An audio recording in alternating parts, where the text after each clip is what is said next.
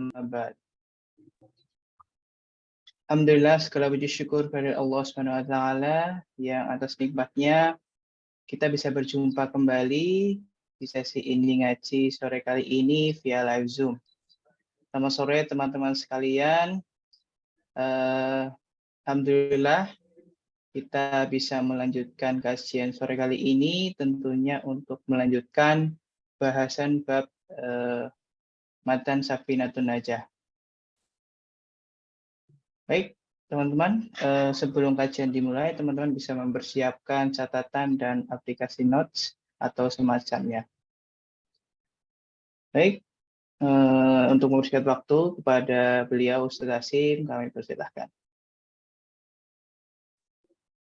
Enggak, Ustaz. Bismillahirrahmanirrahim. Sudah terlihat Mas Nanda? Alhamdulillah, Ustaz. Ampun. Bismillahirrahmanirrahim. Assalamualaikum warahmatullahi wabarakatuh. Waalaikumsalam. Innal hamdalillah nahmaduhu wa nasta'inuhu wa nastaghfiruh wa na'udzu billahi min syururi anfusina wa min sayyiati a'malina. Man yahdihillahu fala mudilla lahu wa man yudlil fala hadiya lahu. Wa asyhadu an la ilaha illallah wahdahu la syarika lahu wa asyhadu anna Muhammadan 'abduhu wa rasuluhu la nabiyya wa la rasula ba'da. Amma ba'd, ikhwatal iman, teman-teman sekalian, para peserta ini pagi mengaji, hafizahumullah ta'ala. Insyaallah ta'ala pada kesempatan sore hari ini kita akan melanjutkan membaca dan mentelaah dari Matan Safinatun Najah. Di pertemuan sebelumnya kita sudah membahas tentang macam-macam najis atau pembagian najis. Nah, pada pertemuan kali ini kita akan membahas bagaimana cara membersihkan najis. Kenapa kita perlu mengetahui cara membersihkan najis? Karena ini perkara yang sangat penting, terutama berkaitan dengan keabsahan ibadah. Ya, ketika ibadah itu mensyaratkan untuk bersih dari najis, padahal kita tidak bisa membersihkan dari najis, maka ini jadi bermasalah. Contohnya adalah sholat misalnya. Salah satu di antara syarat sholat adalah suci dari najis, baik pada badan, pakaian, maupun tempat. Kemudian, kalau kita tidak mengerti cara membersihkannya, akibatnya adalah meskipun sudah tidak ada zahir najis atau nampak dari najis, namun karena apa? Karena tidak bersih najisnya, maka otomatis tidak hilang najisnya. Ya, tidak membersihkannya sesuai dengan cara yang dituntunkan, akhirnya apa? Ya, najisnya tetap ada meskipun tidak terlihat. Baik, nah kita akan membaca pada sore hari ini tentang cara membersihkan atau menghilangkan najis. Qala al-musannifu Syekh Ibn Sumair rahimahullahu taala, penulis mengatakan rahimahullahu taala al-mughalladzatu. Ya, beliau mulai dari cara membersihkan najis mughalladzah. Najis mughalladzah kemarin najis apa, Mas Rizky? Najis berat, Ustaz. Najis berat ya. Najis berat ini berasal dari anjing dan babi dan keturunan keturunan keduanya atau salah satu di antara keduanya. Ya, jika salah satu di antara keduanya itu mengawini hewan lain, kemudian ada keturunannya, maka keturunannya juga sama statusnya dengan anjing maupun babi. Tayyib. Nah, najis mughalladzah ini tathuru bi sab'i ghasalatin. Itu bisa suci dengan cara dibersihkan dengan 7 kali basuhan. Ya, 7 kali basuhan. Ba'da izalati 'ainiha, setelah membersihkan benda najisnya atau ain najisnya. Ya, ain di dalam pembahasan najis itu maksudnya adalah zat najisnya. Kalau itu berupa air liur, maka air liurnya dibersihkan dulu. Kalau itu berupa kotoran, berarti kotorannya yang dibersihkan dulu. Itu namanya ain najis. Ya, ain najis. Jadi yang nampak oleh mata kita dari najis itu kita bersihkan dulu. Setelah dibersihkan baru kita cuci dengan 7 kali, ya 7 kali basuhan. Ya, kalau orang Jawa bilang ya dikelombroh ping pitu ya, atau apa sih namanya, dibilas 7 kali ya bahasa kita. Tapi nggak harus makna bilas di situ ya, bisa bisa saja ya apa namanya, dia mengulang dikutur ya 7 kali. Dikutur itu apa ya? Di Aliri. ya dialiri. Bukan. Iya, dialiri air gitu ya 7 kali. Itu bisa. Jadi tidak harus dengan media ember, tapi angkanya harus 7 kali. Nah, kemudian ihdahunna biturabin, salah satunya menggunakan debu. Ya, salah satunya menggunakan debu. Maka dari pernyataan ini, ya, ini berdasarkan hadis yang sahih ya. Berdasarkan pernyataan ini, maka apakah harus menggunakan debu asli? Jawabannya iya. Ya. Bagaimana jika kita menggunakan air dari sungai yang butek ya, yang tercampur dengan tanah? Jawabannya boleh. Ya, jadi bisa kita letakkan ya campuran dengan debu ini di awal supaya nanti basuhan ke-2, 3, 4 sampai ke-7 itu untuk membersihkan. Ya. Sehingga kalau teman-teman di step pertama atau di basuhan pertama itu menggunakan air sungai yang butek ya karena kecampuran tanah atau debu, maka ini sudah cukup. Ya, sudah cukup. Misalnya kalau di Jogja ya yang kayak coffee mix ya, Selokan Mataram misalnya gitu ya. Itu kan airnya keruh gitu ya. Nah, atau di tempat antum di Bengawan atau di kali, di Kalen gitu ya, kok airnya butek itu bisa gunakan untuk bersih. Apa kan suci ya? Para ulama mengatakan air sungai suci ya, untuk bersih meskipun dia kecampuran dengan tanah. Karena aslinya tanah itu ya tidak ya bukan bagian dari air. Ya, kita masih menyebutnya sebagai air ya, meskipun butek ya. Baik, ini terkait dengan dicampur dengan tanah. Kalau tidak ada air sungai misalnya, maka kita bisa menggunakan debu yang suci ya. Debu yang suci misalnya kita ambil dari pekarangan misalnya atau dari pinggir apa namanya kebun atau yang lain. Ya. Dan debu ini seberapa kadarnya? Maka kadarnya secukupnya, tidak harus sampai hitam legam tidak ya. Secukupnya kira-kira air itu keruh sehingga kita menganggap air itu sudah kecampuran dengan tanah. Ya, sehingga tidak perlu sampai buket gitu ya, tanahnya ember misalnya. Ya enggak perlu, ya, secukupnya. Ini kalau najisnya mughalladhah. Saya kira ini jarang sekali ya. Makanya kalau kita ketemu sama sejenis anjing atau babi, kita memang malas bukan dalam artian karena kita takut, karena sebagian kita nggak takut juga sama mereka gitu, atau sama anjing atau babi. Cuma karena malas bersihinnya saja. Ya, malas membersihkannya saja. Dulu pernah ada ya di MPD ya, kalau teman-teman pernah main ke MPD itu ada, mohon maaf ya sebutnya kirik ya, ada kirik masuk muntah di masjid. Wah, itu susah sekali ya. Jadi pas itu pintu masjid kebuka, ada mohon maaf anak anjing masuk masjid dan muntah. Wah, itu repot sekali ya. Kalau dia cuma lewat mungkin kita anggap ya dia nggak bawa najis. Ini muntah. Ini ya jelas ya parah ya. Nah, ini pernah terjadi dan kami bersihkan dengan debu pada saat itu. Baik. Ini yang pertama, mughalladh. Kemudian yang kedua, wal mukhaffafatu, najis mukhaffafah. Atau kita sebut dengan najis ringan.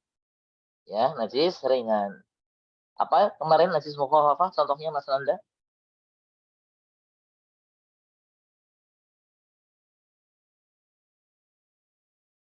Contohnya kemarin Mas Nanda, najis mukhaffafah?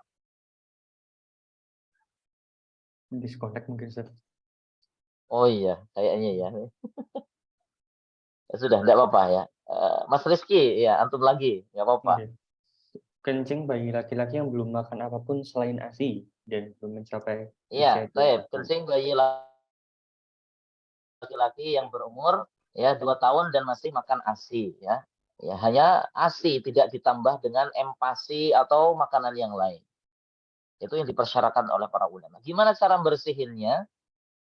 Cara membersihkannya adalah ya tatmuru birasyil ma. Di sini dikatakan cara membersihkannya kalau najis mukhaffafah adalah dengan memercikkan air di atasnya disertai menghilangkan najisnya. Ya, jadi apa? Tatmuru birasyil ma 'alaiha ma'al ghalabah wa izalati 'ainiha. Kalau terlihat ainnya, terlihat bekas air kencingnya dibersihkan. Ya, dibersihkan di caranya dengan diguyur air gitu ya. Cuman kalau tidak nampak ya karena sudah kering misalnya, ya maka cukup diperciki dengan air. Diperciki saja. Yang namanya percik itu ya cuma di ciprat-ciprat begitu itu sudah suci. Khusus untuk najis kencing bayi laki-laki yang masih minum ASI dan masih berumur ya kurang dari 2 tahun. Adapun selain itu maka masuknya bukan di mukhaffafah lagi. Kalau dia bayi laki-laki umur belum 2 tahun tapi sudah makan selain ASI, maka sudah ya tidak mukhaffafah lagi status najisnya. Tapi dia menjadi najis mutawassithah, yaitu jenis najis pertengahan. Ya, jadi kalau kita masih punya anak laki-laki misalnya bayi begitu ya, dan tidak menggunakan pampers ya. Kalau menggunakan pampers beda ceritanya. Kalau pakai pampers, kelas tinggal diganti begitu ya. Kalau bisa pakai popok yang gunakan kain, kemudian air kencingnya itu kena di baju kita misalnya, maka baju kita dibersihkan, ya, dibersihkan bagian yang kena najisnya, ya. Kemudian dicireti ya bahasa Jawa ini dicireti. Ciprati dengan air itu sudah cukup. Ya, sehingga tidak perlu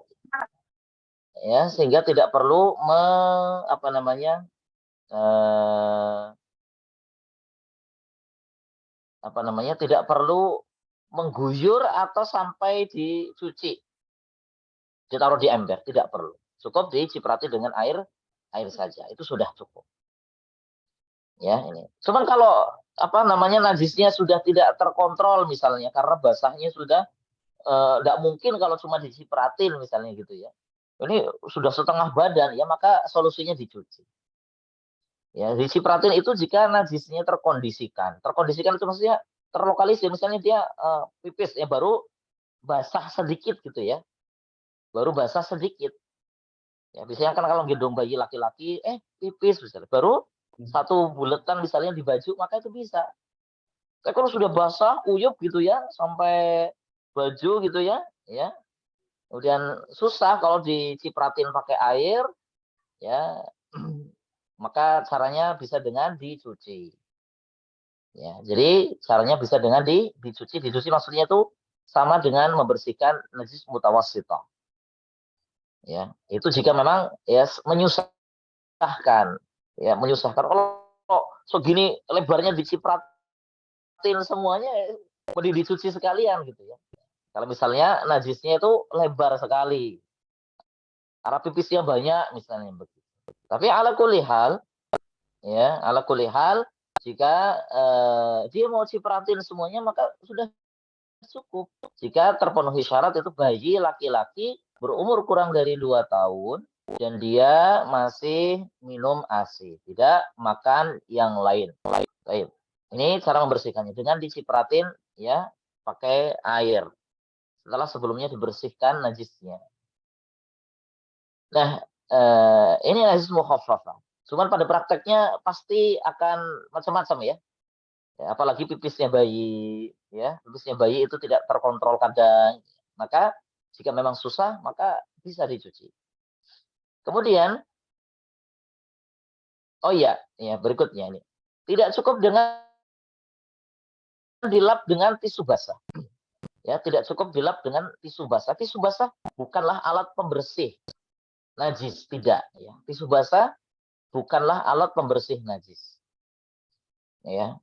Sehingga ketika orang tua ingin menggendong anaknya tanpa pakai popok, gitu, tanpa pakai popok, kemudian bersihkan najis anaknya itu, misalnya karena buang air besar mau buang air kecil, pakainya tisu basah, kemudian masih ada basah-basahnya, maka basah-basahnya ini masih najis. Karena tisu basah itu bukan alat untuk izalatun najasah. Bukan alat untuk membersihkan najis. Justru kalau mau aman malah justru pakai tisu kering. Ya, pakai tisu kering. Ini lebih aman. Kita sudah bahas di bab apa kemarin? Istinja dengan batu ya.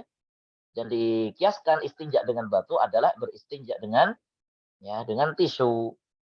Ya, dengan tisu. Apa saja benda yang padat, yang kering dan bisa mengangkat najis. Tisu basah tidak bisa karena dia tidak kering. Ya, tidak kering, dia basah. Sehingga buat para ibu-ibu, ya, bapak-bapak yang punya bayi, kalau ingin membersihkan najis, ya, atau membersihkan kotoran bayi dan ingin digendong dalam posisi tidak memakai popok gitu ya, maka harus ya bersih baik apa itu dengan air atau dengan tisu kering. Kalau dengan tisu basah dan basahnya masih ada dan nempel di baju kita, maka baju kita kena najis. Karena sekali lagi tisu basah tidak membersihkan najis. Kalau membersihkan kotoran iya. Sekali lagi ya, membersihkan kotoran iya. Tapi dari sisi menghilangkan najisnya tidak. Khusus untuk tisu basah atau sejenisnya. Ya, kapas dibasahin misalnya ya sama saja. Berarti kapas yang kering. Jangan kapas dibasahin. Ya, kalau mau basah-basah pakai air sekalian, dicebokin pakai air hangat misalnya, maka justru ini malah lebih lebih membersihkan najis dibandingkan dengan kapas dikasih air atau pakai tisu basah, malah ini tidak membersihkan. Saya bedakan ya antara membersihkan kotoran dengan membersihkan najis. Kalau membersihkan kotoran, ya bisa pakai apa saja, tisu basah bisa, pakai tisu kering bisa, pakai kapas bisa gitu ya. Tapi untuk membersihkan najis maka harus dengan air. Harus dengan air. Atau kalau misalnya ingin dibersihkan dulu supaya tidak langsung ya terkena najis tangan kita, misalnya pakai tisu kering. Tidak menggunakan tisu basah. Tayyib. Ini poinnya ya. Ya tolong diperhatikan. Namun kalau seandainya ini mau dikasih popok lagi, mau dipakai popok lagi setelah dibersihin kotorannya, ya tidak masalah. Ya tidak masalah. Mau pakai tisu basah, ya mau pakai kapas dibasahin. Karena yang jadi masalah adalah ketika tidak pakai popok, kemudian bekas basah-basahannya itu nempel di baju. Itu yang masalah. Adapun kalau setelah dibersihkan itu kemudian langsung dipakaikan popok lagi, maka tidak mengapa. Ya, ini tidak masalah karena nanti kan apa? Tidak langsung ketemu dengan baju kita, ya, tidak langsung ketemu dengan baju kita. Namun ala kulli hal supaya kita lebih aman, lebih menjaga, lebih menjaga, maka tentunya bersihkan dengan najisnya sekaligus ya. Cuman kalau di situ memang kondisi tidak memungkinkan dan repot, bisa dengan tisu basah, namun harus segera ditutup atau segera dipakaikan pakai popok gitu ya, supaya basah-basahnya ini tidak menempel pada baju kita. Baik. Kemudian yang ketiga adalah najis mutawassithah. Nah, najis mutawassithah ini terbagi menjadi dua bagian. Ya. Najis mutawassithah ini ada dua macam. Kita lihat terjemahnya ya. Najis mutawassithah dikatakan oleh Syekh Salim Ibn Sumair rahimahullah taala itu ada dua macam ya. Yang pertama ya, najis mutawassithah yang statusnya adalah ya ainiyah. Najis mutawassithah statusnya ainiyah.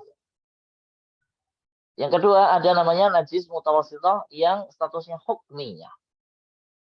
Apa itu najis mutawassithah ainiyah dan hukmiyah? Kita baca penjelasan dari beliau. Najis aini atau najis ainiyah adalah najis yang memiliki warna, aroma, dan rasa. Sehingga cara mensucikannya harus menghilangkan tiga sifat ini. Ya, najis ainiyah adalah najis yang memiliki tiga sifat. ya, memiliki 3 sifat, yaitu apa? Warna, aroma, dan rasa. Ini saya pakai warna kuning saja. Warna, aroma, dan rasa. Ini sifat ya yang ada pada najis tersebut. Ini kalau salah satu di antara 3 sifat ini ada pada najis, namanya najis aini. Oh, ada warnanya coklat misalnya. Oh, ada baunya pesing misalnya. Oh, ada rasanya sepet misalnya. Cuman kalau rasa kayaknya jarang-jarang ya. Ya. Makanya ini disebut dengan najis aini.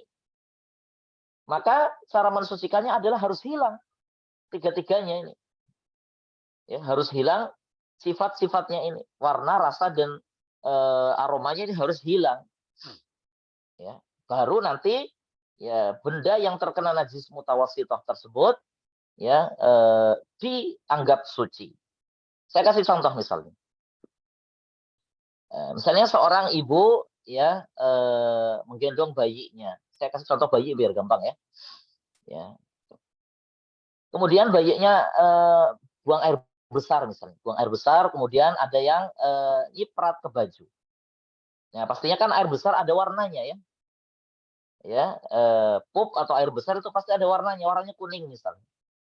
Maka bagaimana cara membersihkannya? Cara membersihkannya adalah dicuci sampai warnanya hilang.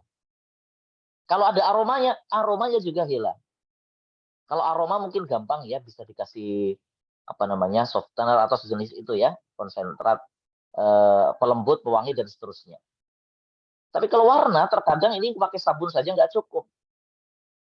Ya, apa-apa dicuci saja nggak cukup, harus pakai sabun. Maka dalam hal ini ya cara membersihkan najis aini ya ini adalah dengan apa? Ya, dengan ya sabun. Tidak cukup hanya sekedar diguyur air. Karena najisnya aini ya, najisnya ada apa namanya? Ada kenampakannya, baik warna, aroma maupun rasa. Ini yang pertama atau najis mutawassithah yang jenis pertama. Adapun najis mutawassithah jenis yang kedua dikatakan oleh penulis yaitu najis hukmi. Ya, najis hukmi adalah najis yang tidak berwarna, tidak beraroma dan tidak berasa. Ya, tidak berwarna, tidak beraroma dan tidak berasa. Loh kok kita tahu itu ada najis? Tadi kecipratan air kencing. Saya lihat sendiri itu baju saya kecipratan air kencing, tapi dilihat-lihat kok nggak ada bekasnya, nggak ada warnanya, baunya juga nggak ada. Tapi kita yakin baju itu tadi kena air kan kencing, maka caranya adalah cukup dengan mengalirkan air di atasnya. Ini kalau najisnya hukmi. Hukmi itu artinya nggak ada sifatnya, tidak memiliki rasa, tidak berwarna, tidak beraroma dan tidak ada rasanya. Cuman kita tahu tadi bendanya habis kena najis. Ya. Contohnya kecipratan air kencing misalnya. Nah, maka kecipratan air kencing ini jangan kemudian wah nggak ada najisnya itu ya, nggak kelihatan kok, nggak ada rasa, nggak ada warnanya, nggak ada aromanya, nggak ada rasanya, suci dong. Ya nggak begitu.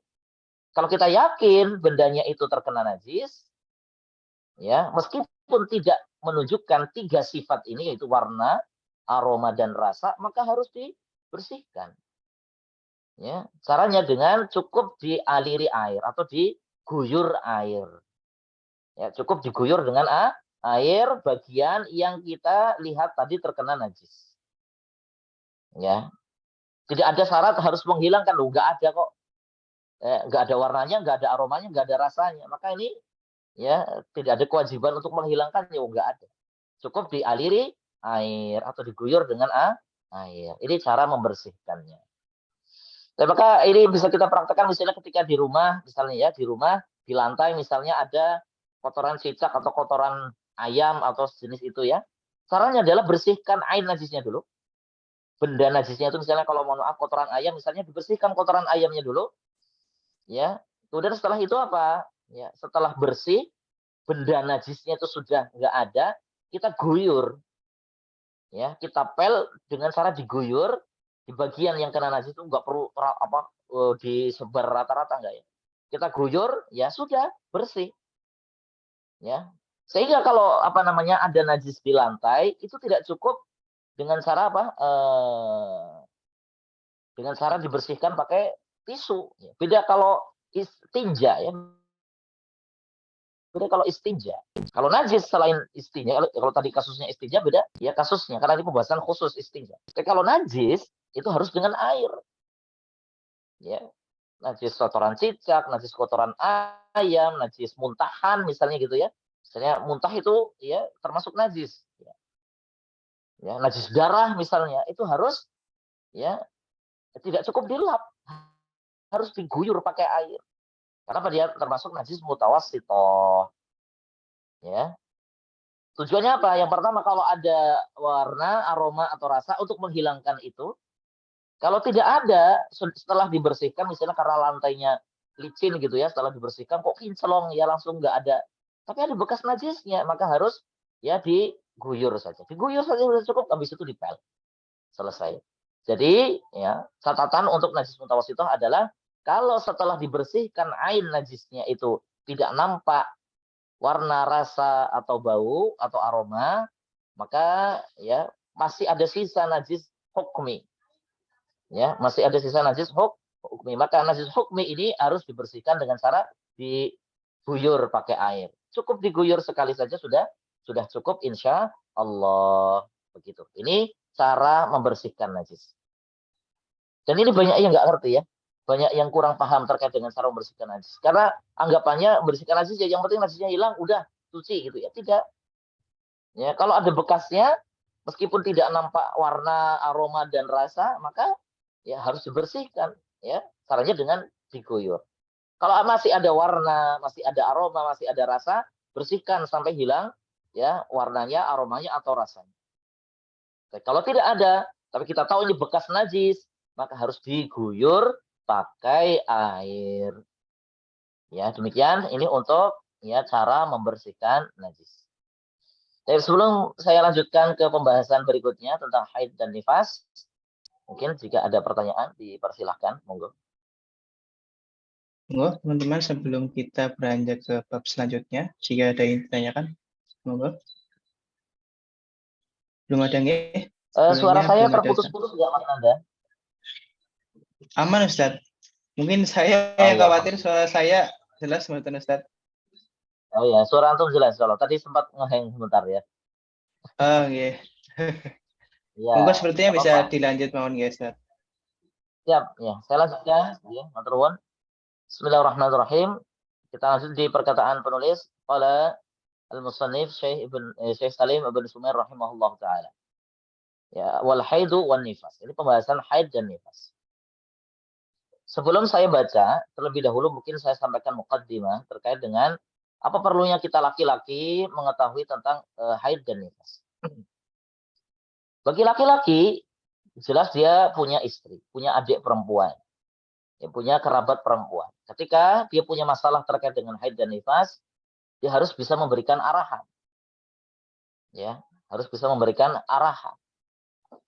Sehingga nanti kalau ada yang bertanya, Mas ini kok haid sudah setengah bulan misalnya, haid kok sampai setengah bulan gimana itu ya? Ini gimana itu ya? Wah, nggak ngerti. Gitu. Ya, kemudian dia malah googling, kemudian dapat informasi yang salah. Ini jadi masalah nanti. Ya, begitu pula jika jenengan perempuan, misalnya, ada akhwat misalnya. Nah, ini akhwat lebih penting lagi dia tahu karena dia yang mengalami. Maka dari itu apa? Pembahasan masalah haid dan nifas ini sangat penting.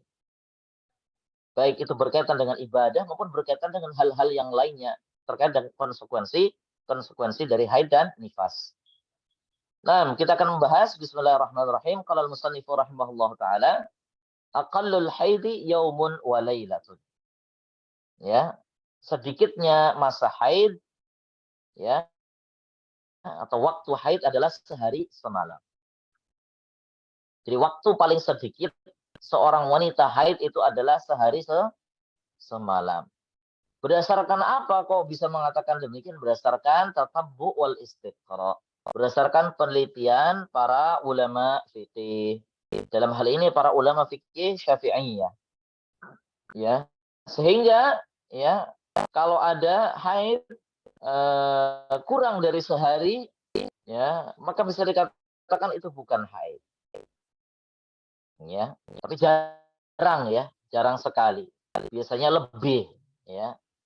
Tapi ini apa? Untuk menunjukkan bahwasanya haid paling sedikit itu sehari semalam. Durasi masa waktu haid itu sehari semalam. Wa ghalibuhu, ini saya tampilkan terjemahnya. Dan umumnya wanita haid itu apa? Sittun au sab'un. Ya. Umumnya wanita haid itu adalah sittun au sab'un. 6 atau 7 hari. Ini rata-rata wanita yang haid yang normal ya, kita katakan wanita haid yang normal itu rata-rata berapa? 6 sampai 7 hari. 6 atau 7 hari. Ya. Kemudian ya, wa aktsaruhu 15 yauman bilayaliha. Dan seandainya ada wanita paling banyak haid, paling lama masa haid adalah 15 hari. Jika kalau ada orang haid lebih dari 15 hari, maka ini ini bermasalah, muskilah. Ya. Ya. Ini haid. Paling sedikit durasinya 1 hari 1 malam. Umumnya rata-rata wanita haid itu 6 atau 7 hari. Kemudian paling banyak, paling lama ya, seorang wanita haid itu 15 hari, ya 15 malam. Jadi 15 hari beserta malamnya. Ini paling banyak wanita ya mengalami haid. Sehingga jika lebih dari 15 hari, dikatakan oleh para ulama, bukan haid lagi. Bukan haid lagi. Lah terus apa? Kalau misalnya masih keluar darahnya setelah 15 hari, maka para ulama mengatakan itu disebut dengan damu fasadin atau damun fasad. Yaitu darah rusak yang disebut dengan istilah istihadah. Ya, darah rusak. Ya. Sehingga bagaimana kalau dia sudah lebih dari 15 hari kok masih haid? Ya, atau masih keluar darah, afan ya. Kalau lebih dari 15 hari kok masih keluar darah, maka jawabannya adalah dia wajib untuk sholat. Lah kok nanti keluar darahnya bagaimana? Maka ya ada ketentuannya. Ketentuan bagi wanita yang ya dia ya keluar darah ya terus menerus setelah 15 hari padahal sudah lewat masa haid. Yang pertama adalah dia bersuci dia sumpal, mohon maaf, dia bersihkan darahnya, dia sumpal ya, entah pakai pembalut atau sejenis itu. Ya. Kemudian dia berwudu. Dan berwudunya ini adalah ketika masuk waktu sholat. Ya. Berwudunya dilakukan ketika masuk waktu sholat. Setelah dia berwudu, ya, dia harus segera sholat. Ya. Boleh dia berjeda, tapi jeda yang sederhana, jeda yang ringan, misalnya karena jawab azan, misalnya. Ya, atau sholat sunnah misalnya. Ya, ya. Namun yang terbaik adalah ketika dia setelah dia berwudu harus langsung sholat, nggak boleh ditunda-tunda. Ya saya setengah jam lagi sholatnya setelah wudu, nggak boleh. Ini ketentuan bagi wanita yang dia terkena istihadah, keluar darah terus menerus padahal sudah lewat masa haid ya secara umum. Masa haid masa haid yang paling banyak itu 15 hari. Misalnya dia hari 16, hari 17, hari 18 misalnya masih keluar darah, dia wajib sholat. Caranya dengan disumbat ya, dibersihkan dulu darahnya, udah disumbat, kemudian dia wudhu, udah langsung sholat.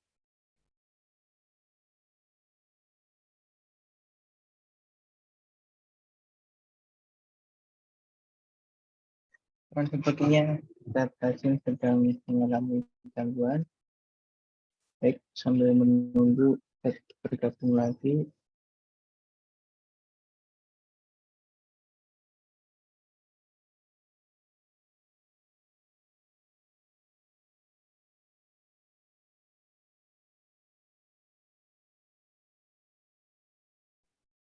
Baik, alhamdulillah.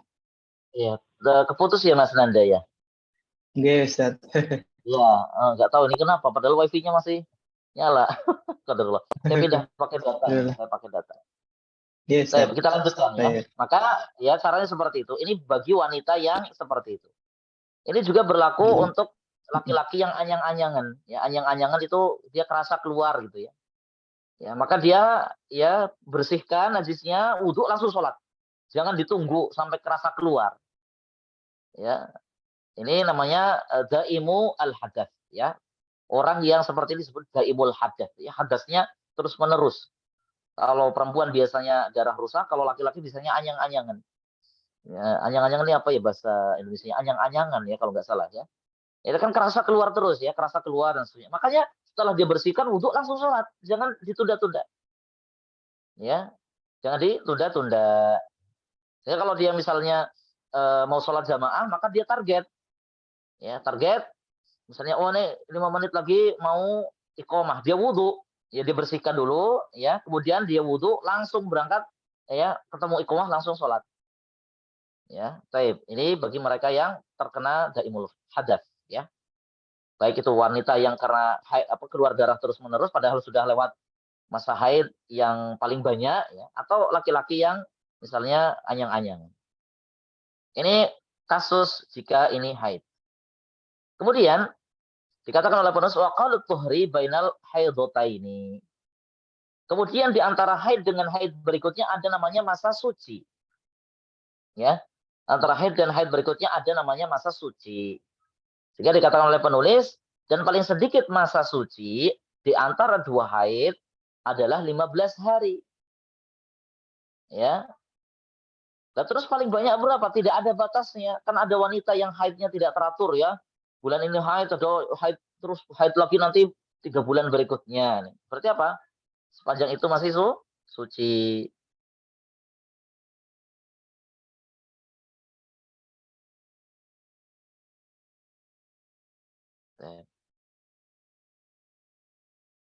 Ini laptop saya tinggal yang apa namanya keluar bentar ya. Afwan mas, ini wifi-nya agak masalah ini. Kita lanjutkan ya. Jadi ya masa suci ini minimal 15 hari, paling panjang, paling lama itu tidak ada batasnya. Tidak ada batasannya. Sehingga ini penting bagi para ikhwan ketika memilih pasangan, memilih jodoh. Yang jomblo masih Mas Nanda ya, kalau Mas Rizal udah menikah ya. Ya.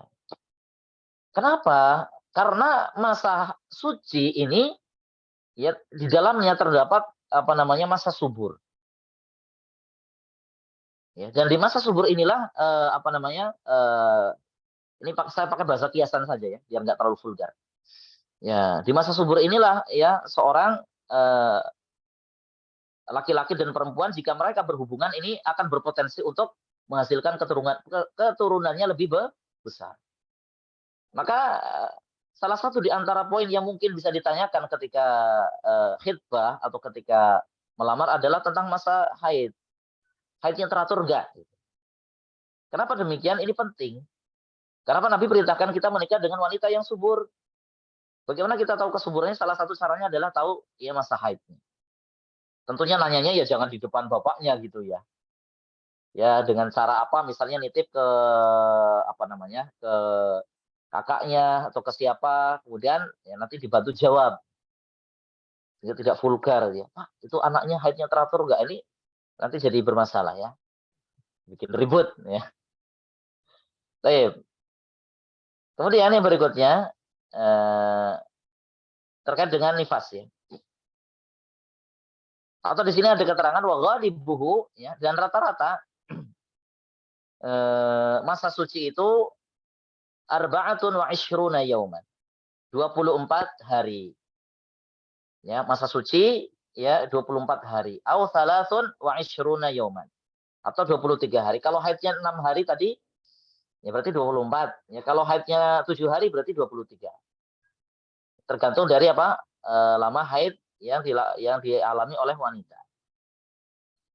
Wala hadda li aktsarihi, dan tidak ada batasan untuk paling banyaknya. Kalau umumnya itu masa suci wanita itu 23 atau 24 hari. Ya, paling sedikit 15 hari. Paling banyak tidak ada batas. Baik, kemudian yang terakhir itu pembahasan masalah nifas. Aqallun nifasi ya majjatun Ya, paling sedikit nifas itu adalah setetes darah. Jadi cuma keluar satu tetes darah. Itu sedikitnya nifas. Nifas itu apa? Yaitu ya di mana posisi perut seorang wanita kosong setelah dia yang melahirkan, baik melalui proses normal atau sesar, sama-sama mengalami nifas. Ya, sama-sama mengalami nifas. Ini yang perlu kita perhatikan ya. Nifas itu adalah kondisi perut ya seorang wanita atau rahim seorang wanita dia kosong dari bayi. Ya, kosong dari bayi setelah dia melahirkan sesar maupun dia melahirkan normal maupun sesar. Wa ghalibuhu arba'una yauman, dan umumnya wanita nifas itu 40 hari. Ya, rata-rata wanita itu 40 hari. Dan paling banyak itu situna yauman 60 hari. Sehingga kalau sudah lebih dari 60 hari maka sudah tidak nifas lagi. Sehingga kalau keluar darah maka yaitu darahnya darah rusak sama ya.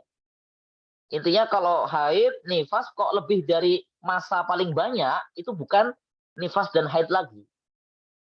Ya, bukan haid dan nifas lagi. Karena haid dan nifas itu ada batas paling banyak, dan batas paling banyak kok malah masih keluar darah, maka itu bukan haid dan nifas lagi, namun itu jatuhnya adalah darah. Baik, mungkin itu yang dapat kita bahas kita di sore hari ini sebelum kita masuk di kitabus shalah ya. Nanti sudah selesai kita di bab thaharah, alhamdulillah. Bab bersuci kita sudah menyelesaikannya, dan di pertemuan berikutnya insya Allah kita sudah masuk kitabus shalah atau bab shalah. Nah, demikian mungkin kalau ada pertanyaan kita kasih jawab satu saja ya. Qadarullah setelah ini ada majelis yang lain. Mungkin nanti di pertemuan berikutnya mungkin agak sedikit panjang, nggak apa-apa ya. Karena qadarullah hari ini saja nih ya. Karena saya diminta tolong sama MPR. Qadarullah Ustadz Julian sedang Masya umroh Allah. ya, dan apa namanya mereka nggak nemu pengganti, ya sudah saya tak ngalai. Karena saya dulu juga apa namanya takmir sana meskipun sebentar. Demikian, monggo Baik. sallallahu alaihi Muhammadin wa ala alihi wasallam. Akhiru da'wana alhamdulillahirabbil alamin. Alhamdulillahirrabbilalamin. Syukran jazakumullah khair Ustaz atas penjelasannya. Baik, jika ada yang bertanya, kami beri kesempatan untuk satu orang tanya. Monggo. Baik, ini ada pertanyaan dari Mas Rizal Ustaz. Terkait najis, apakah kotoran cicak termasuk najis, baik yang basah ataupun kering? Semisal kita punya barang elektronik yang tidak tahan air, bagaimana cara membersihkannya? Semisal terkena kotoran cicak atau najis lainnya. Jazakumullah khair. Bismillah, alhamdulillah, salatu wassalamu ala rasulillah. Yang pertama, ya terkait dengan kotoran cicak, ketika itu basah, maka dia menajisi ya benda yang terkena. Ya, ingat, najis itu bisa jadi najis jika itu salah satu di antara benda yang bertemu itu adalah basah. Baik Basah. ya kotorannya yang basah atau baju kita yang basah. Itu baru terkena najis. Namun jika kalau kering, misalnya karena jatuh dari atap, misalnya kering, misalnya nggak ada basah-basahnya, maka tidak najis. Cukup dibuang saja, disapu saja, diselentik kalau bahasa kita diselentik sudah cukup. Adapun kalau basah maka harus dibersihkan, ya diguyur air tadi, ya dibasuh dengan air. Apalagi ada bekasnya, kalau ada bekasnya lebih-lebih lagi harus dihilangkan bekasnya. Caranya dengan diguyur pakai air. Kalau pakai alat elektronik yang tidak tahan air bagaimana? Ya alat elektronik kita tidak pakai untuk sholat ya. Jadi kalau memang apa namanya tidak digunakan untuk sholat, ya cukup dibersihkan pakai apa namanya tisu ya atau sejenis itu ya. Yang kita maksudkan harus bersih di sini adalah kalau itu mau kita pakai sholat. Ya, kalau nggak dipakai sholat maka tidak mengapa. Ya kan kita sholat nggak bawa kecuali kalau di HP emang harus ya mau gimana harus dibersihkan. Ya caranya ya di bagian yang apa namanya. Tapi HP sekarang saya kira sudah tahan air ya.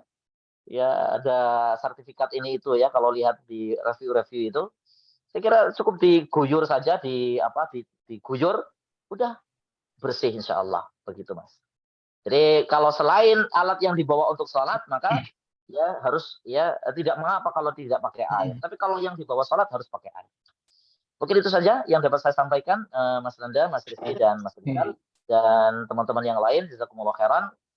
Mungkin saya cukupkan ya untuk pertemuan kita sore hari ini. Jazakumullah khairan. Semoga bisa jadi ilmu yang bermanfaat dan kita semua diberikan oleh Allah ya taufik untuk mengamalkan ilmu yang kita dapatkan. Paling penting ajarkan Amin. kepada anak saudara kita, kepada istri kita, kepada kerabat kita, kepada adik-adik kita supaya mereka ya beribadah kepada Allah dengan di atas ilmu. Kita akhiri dengan Amin. kafaratul majelis. Subhanaka Allahumma wa bihamdika Subhanallahumma asyhadu an la ilaha bihamdihi. illa anta astaghfiruka wa atubu ilaik. Assalamualaikum warahmatullahi wabarakatuh. Waalaikumsalam warahmatullahi wabarakatuh. Syukran jazakumullah khair Ustaz. Jazakumullah khairan. Saya izin dulu nggih. Nggih, monggo Ustaz.